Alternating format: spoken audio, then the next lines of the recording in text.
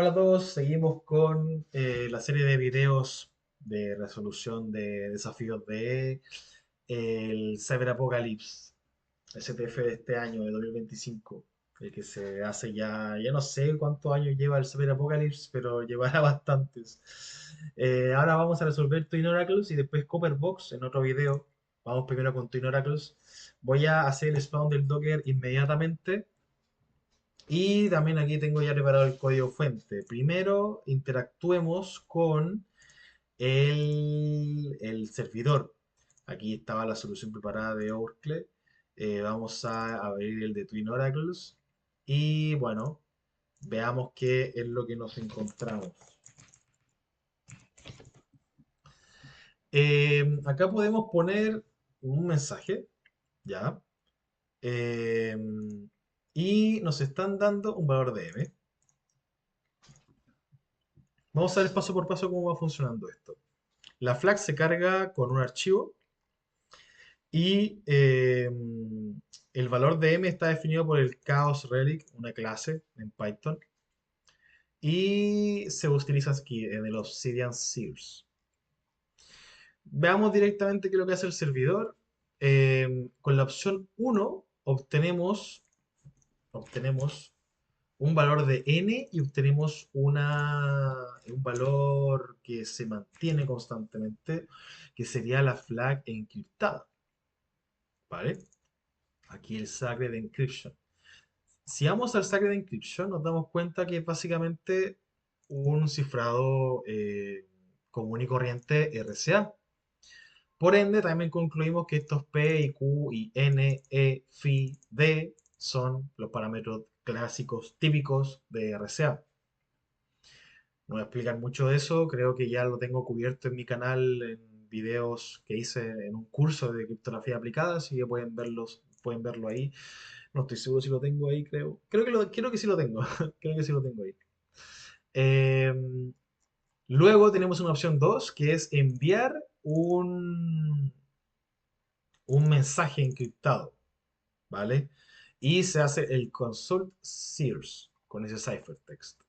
El 3 no nos sirve de nada, otra opción tampoco nos sirve y tenemos un counter de tal manera de que tenemos un máximo de 1500 iteraciones para realizar, ¿vale? El consult sears es la función más interesante de este reto. Tenemos una variable que se llama next bit, que es un bit que se obtiene desde la clase de arriba, la Chaos Relic, y una respuesta, que es el Divine Prophecy, utilizando como parámetros el bit que se obtiene y el ciphertext. Lo interesante es que si ese bit es cero, se va a retornar esta función, que es descifrar el mensaje y sacar el módulo 2. ¿Qué significa? Que básicamente se está calculando el último bit. Por ejemplo, si es que el mensaje es todo esto, son muchas cosas, tenemos ya esta cantidad de bits. Por ejemplo, si esto se le hace módulo 2, obtenemos 1, que sería el último bit, el bit menos significativo, es decir, el LSB, el Least Significant Bit. Sin embargo, si es que el bit que se genera aquí, el next bit, es uno, se obtiene este, que básicamente que también el mensaje descifrado, si es mayor a n medios, donde n es la llave pública RSA. ¿Vale? ¿Cómo funciona la generación del número de ese bit, el get bit? Se llama next state, el cual es una exponenciación en 2, es decir, el x se eleva a 2 y se saca módulo m. Y bueno, lo que ocurre es que ese m es una multiplicación de dos primos bastante pequeños y el estado inicial es un primo de 15 bits. ¿Vale? Bien, y luego lo que se hace es extraer el bit del estado. Es decir, se calcula el número y se le saca también el último bit, el LSB, ¿ok? Y con eso ya es suficiente y eso nos permite construir ya un generador de bits aleatorios, pseudo aleatorios en este caso. Bien, aquí me va a tirar 0, 1 y ya está, de manera aleatoria. Y eso es lo que se genera para obtener el resultado, es decir, para obtener el Divine Prophecy y se retorna el resultado de eso. El tema es que como no sabemos el estado actual que estamos manejando, no sabemos el bit en concreto, no tenemos mucho que hacer, la verdad, no hay mucho que decir al respecto. ¿Necesitamos predecirlo o no? Lo que pasa es que existe un ataque bastante conocido en RCA, que es el RCA LSD Oracle Attack. Es decir, el oráculo de esta parte de aquí que te obtiene eh, el LSB del texto plano al final, ¿ok? Y lo podemos ver aquí. Aparece aquí en un post del Crypto Stack Exchange. Lo recomiendo mucho para leer varias cosas de criptografía. Acá salen muchos ataques, consultas sobre ataques, de condiciones de seguridad. A mí me gusta mucho leer de vez en cuando aquí y bastantes dudas que tengo yo me redirigen a este foro. Bien, aquí lo que pasa básicamente es lo siguiente. Lo voy a explicar por aquí. Nosotros tenemos nuestro texto plano. Vamos a seguir usando el concepto de plain text, pero como sabemos que C es equivalente a M elevado a E módulo N, o abusando de la notación, esta igualdad. Lo que pasa es que como estamos usando el RCA, el textbook RCA, el que no tiene padding ni nada, yo perfectamente lo que puedo hacer es cifrar, llamémosle T, puedo cifrar 2. Perfectamente puedo hacerlo. Y si que hago C por T, eso es igual a 2 por M elevado a E, módulo N. A la hora de que el servidor lo desencripte, va a obtener 2M en vez de M. Eso es interesante. Entonces, en un primer lugar, lo que se puede hacer es, lo primero que se puede hacer es enviar diferentes multiplicaciones de 2, ¿vale? Y en su gran mayoría, al inicio, lo que va a ocurrir es que tendremos, am, tendremos como, ¿cómo se podría decir? Eh, Tendremos una cierta relación con, con el mensaje. A qué es lo que quiero llegar con eso?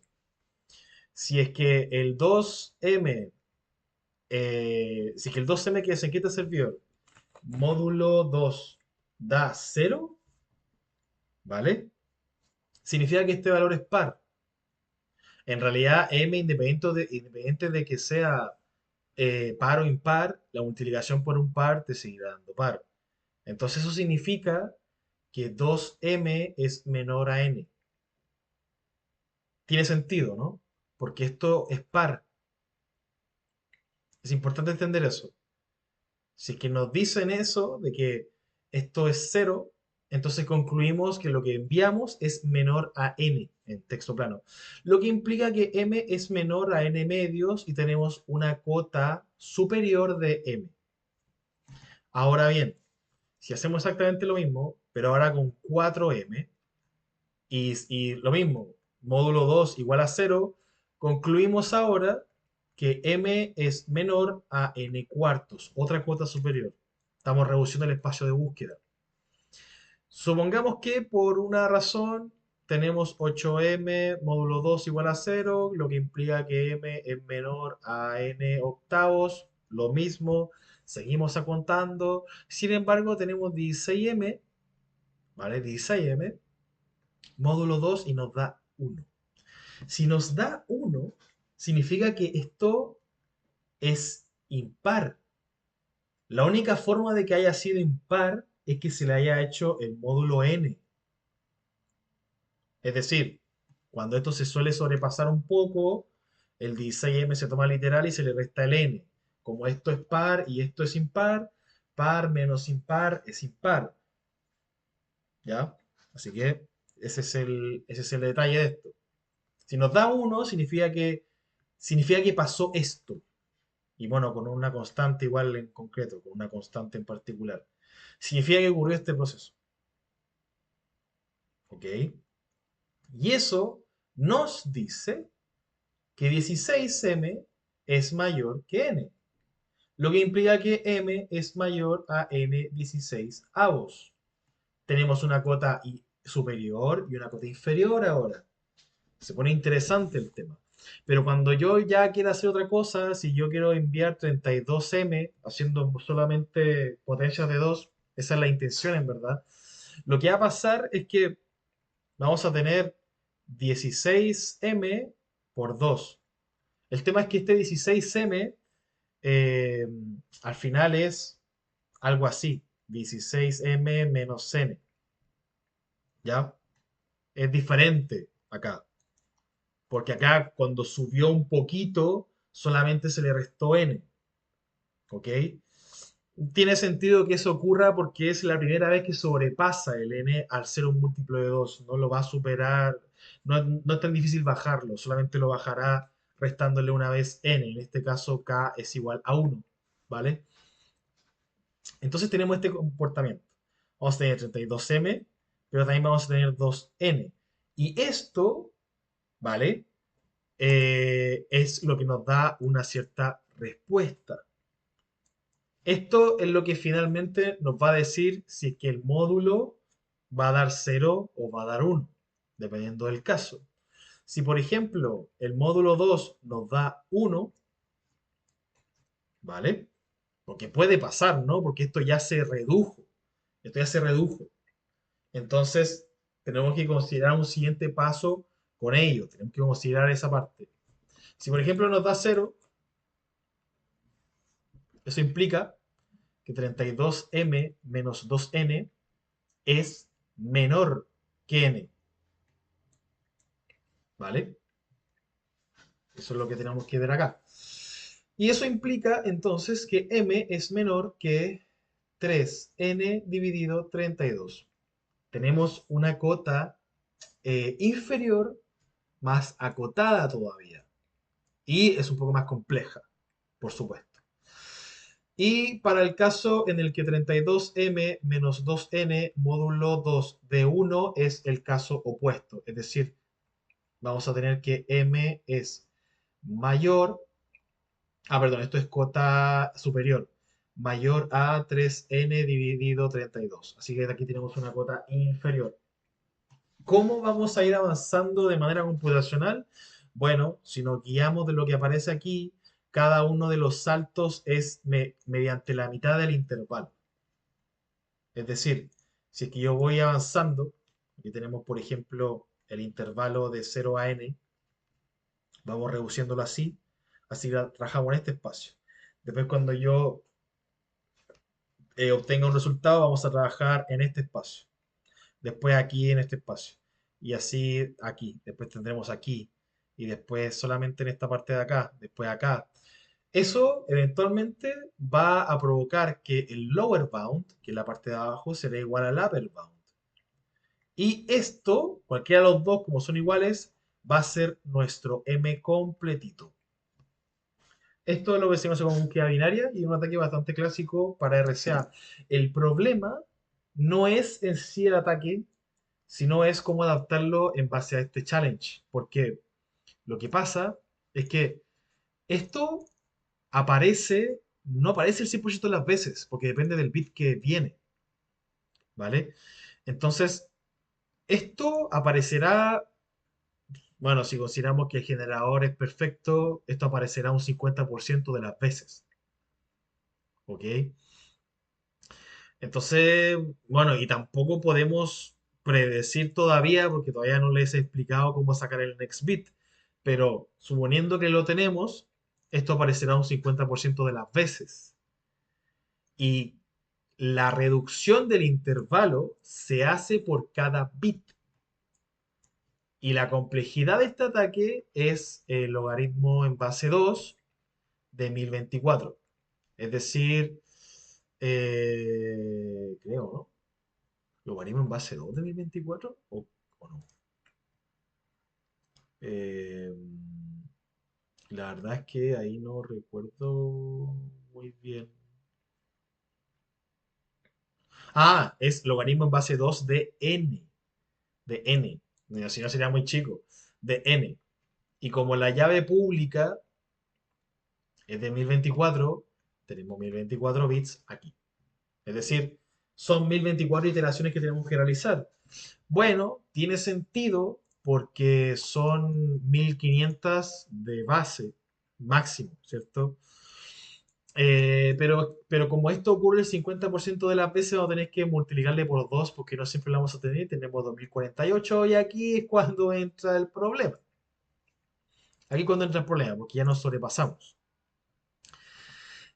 Bien, voy a pausar esta parte y ahora vamos a ver cómo funciona lo del next bit. Básicamente lo que está ocurriendo aquí es que perdón, más arriba.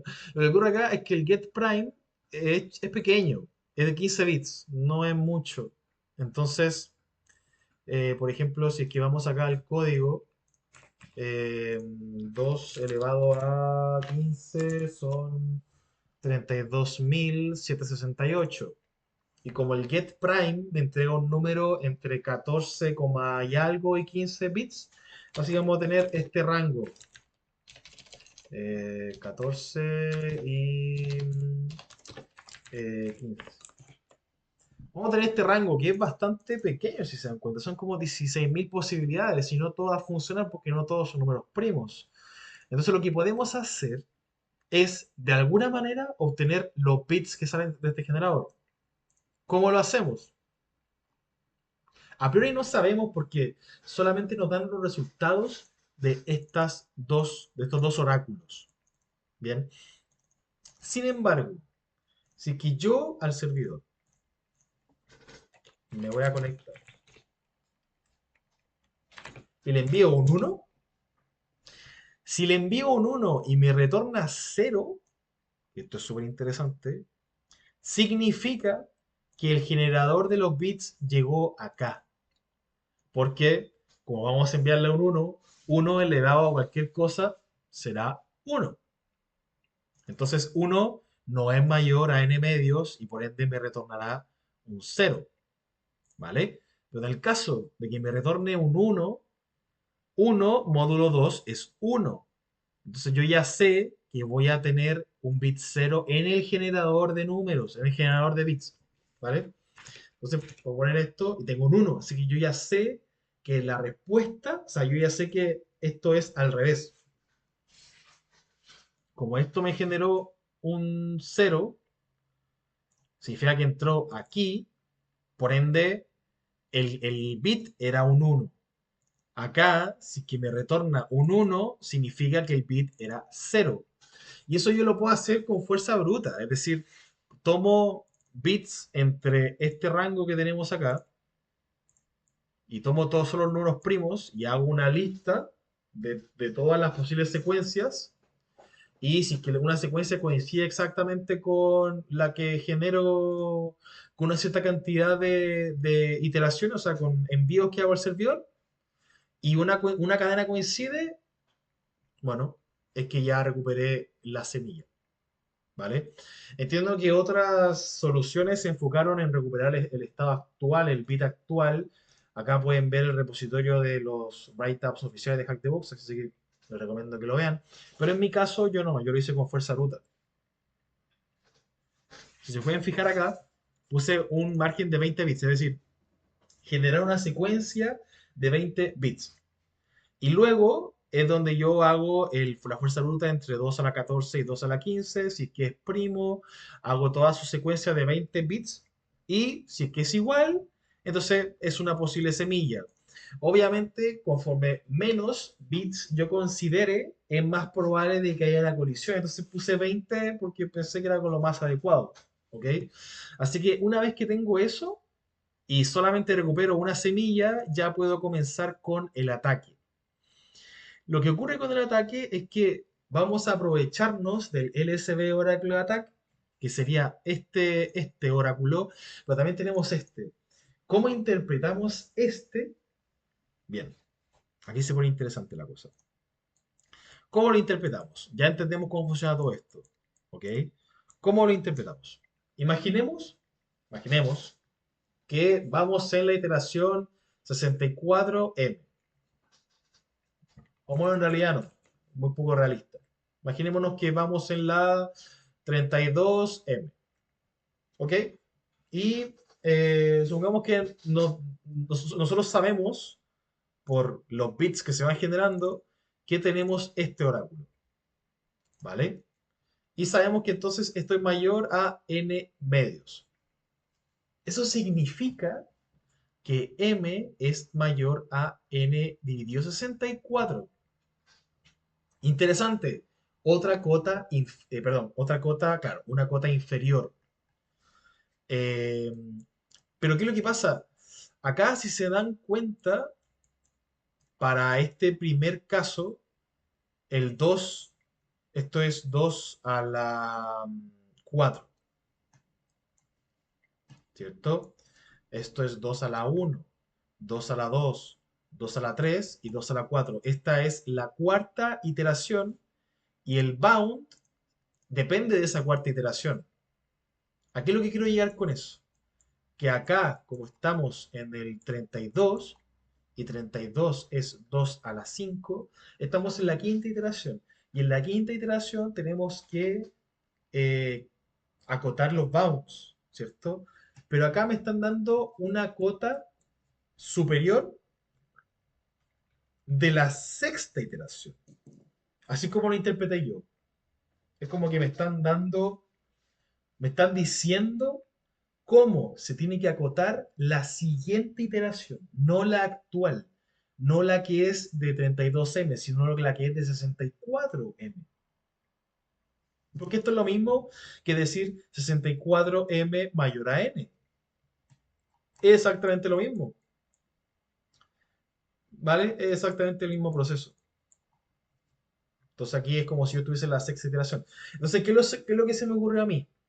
Lo que se me ocurrió es que si es que si es que el A bit es cero, perdón, si es uno y entro aquí, yo le voy a mandar el, la iteración anterior. Es decir, si es que estoy en la iteración de 32M, yo no le voy a enviar 32M, le enviaría 16. Y si le envío 16 y me dice que es mayor a n medios, eh, tengo que m es mayor a n dividido 32 para esa iteración. Y ahí puedo acotar los bounds. Aquí ya la verdad es que entra ciertas dudas porque creería que hay un equipo, hablándolo con ellos, que lo resolvió de otra manera. La verdad es que consideró que que el oráculo era el mismo. Y puede ser que sea así, pero la verdad es que desafortunadamente a mí no me funcionó. Quizás fue porque lo que pasa es que hay como ciertas assumptions que hay que considerar aquí. Eh, creería que creería que esas assumptions están consideradas. Al menos yo las consideré. Entonces, quizás eso que yo asumí no funcionaba y me lo tuve que tomar por alternativa. Aquí lo que quiero llegar, que lo que pasa es que parece ser que otro equipo lo que hizo fue considerar que el oráculo era el mismo. Es decir, que esta respuesta en realidad me dice lo mismo que la iteración si estuviese haciendo la iteración actual. Entonces, yo no lo interpreté de esa manera y por eso es que hice todo este camino que quizá a alguien de ustedes le servirá, pero habría que ver el write-up del repositorio oficial para quedarse presente con eso. Igual lo podemos tratar aquí, pero es que, según entiendo, acá lo hacen diferente. De hecho, lo podemos ver directamente. De hecho, el tema de cómo romper el generador inicial también es algo distinto. De hecho, aquí... Ah, bueno, sí, sí, sí. De hecho, aquí lo hace como lo tenía pensado, lo había pensado hacer yo. Acá lo hace distinto porque yo le aplico la inversa. Ese es mi procedimiento porque acá, por ejemplo, Si el next bit es cero, si el next bit es cero, estamos acá. Y si no, le multiplica 2. Ah, no, si es que cero le multiplica 2, si no, lo dejo tal cual está. Bueno, es lo mismo que hice yo, pero solamente que yo lo hice al revés. Es decir, a este le multipliqué la inversa de 2 y aquí solamente lo dejé tal cual estaba. ¿Vale? Pero básicamente eso, eso es como yo me quise aprovechar de este oráculo. Lo vi como que me daba la información para acotar la siguiente iteración. Por ende, si es que estoy aquí, le envío 16 y ya tengo cómo se acota para la iteración actual en la que estoy. Y así de simple, ese es el detalle. ¿Vale? Y así sucesivamente. Igual yo me confundí porque primero como que intenté ver la respuesta y después el next bit que tenía, pero no, era mejor primero saber cuál era el siguiente bit que se venía para yo poder saber qué enviarle respecto al oráculo, pero eso es algo que me costó bastante tiempo en darme cuenta. Tenía una idea en la cabeza, quería hacerla, pero no me funcionó, entonces al final tuve que irme por este camino. Son cosas que pasan. Para que vean, eso es lo que yo hago. Eh, Aquí lo tengo por aquí. Ah, ya, lo que yo asumí en un inicio, que probablemente eso fue lo que no me funcionó para, o no sé en verdad qué es lo que era pasado, hay que analizarlo con mayor profundidad para intentar entenderlo, es que cuando el lower bound es cero, siempre asumo todo el rato que es par y que se actualice el upper bound. Pero cuando llega a cambiar, pueden pasar dos cosas, ¿vale? Puede pasar que llegue a cambiar justo en el momento antes de que se actualice el lower bound o después de que se actualice el lower bound. Si es después de que se actualice el lower bound, entonces esto está bien. Si no, va a tirar un resultado incorrecto y hay que volver a ejecutar el código.